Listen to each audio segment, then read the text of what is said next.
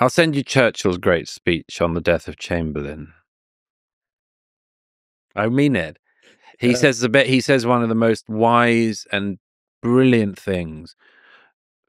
I was thinking about it slightly earlier when you were talking about Zelensky, but because one of Churchill's greatnesses was his magnanimity.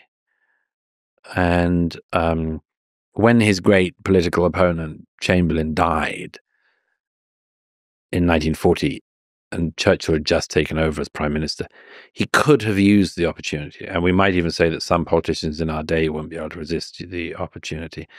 He could have used the opportunity to say, you see, I was right. And Chamberlain didn't know what the hell he was doing, and he's led us into this mess. And you should have all listened to me. Because that would have been a good time. Yeah. It would have been a good time to say that. That would have been one for the win, as they say. But Churchill doesn't do that in his great eulogy for Chamberlain.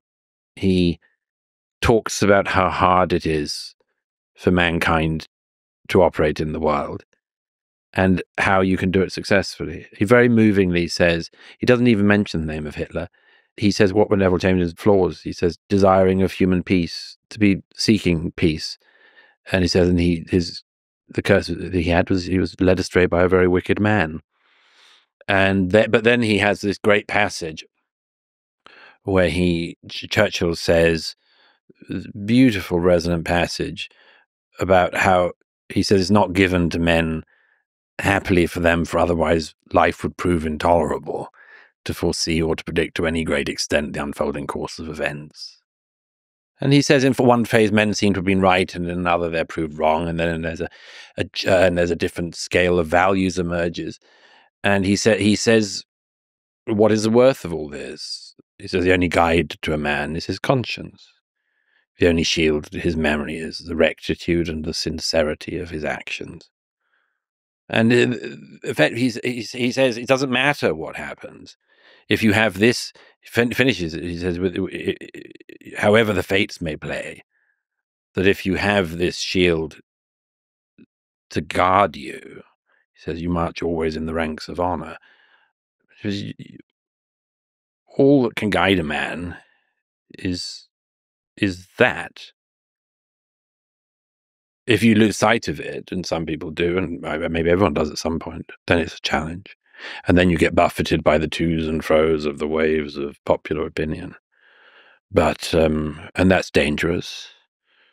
But if you keep sight and hold on to what you believe, a billion foes don't matter.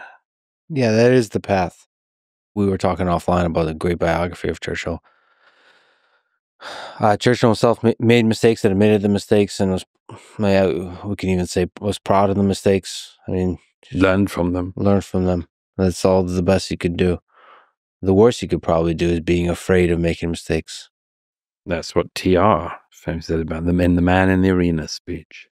TR. Yeah. The old TR. Those two have made quite a few mistakes, but are, in the end, some of the greatest humans ever created. Norm Macdonald, Churchill, and Teddy Did we Roosevelt. do Norm? I think we did it before coming on air. Oh, before coming on air, yeah. Well, he's always and everywhere in the air around us. one of the great comedians.